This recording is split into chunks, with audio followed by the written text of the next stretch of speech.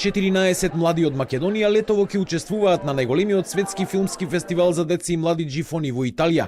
Тие ќе бидат селектирани преку работилниците кои Джифони Македонија ги организира низ земјава. Една од нив е 18-годишната прилепчанка Анастасија Бошковска.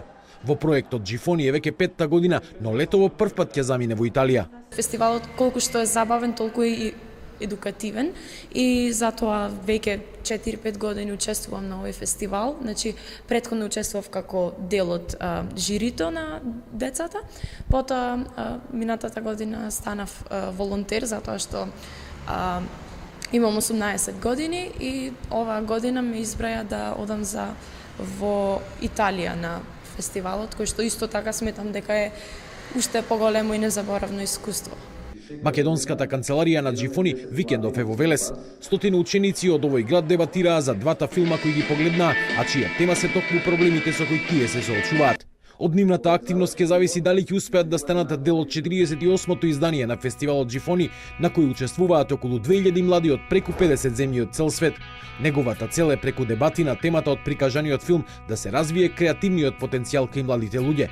А него го поттикнуваат и огромниот број светски филмски звезди кои во текот на одржувањето на фестивалот секојдневно доаѓаат во овој мал град на југот на Италија.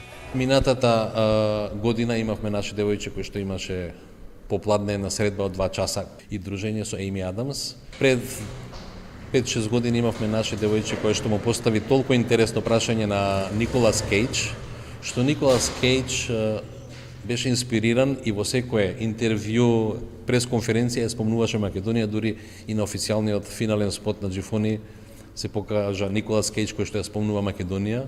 Овој фестивал често успевал да ги насочи младите да ја одберат професијата која им лежи.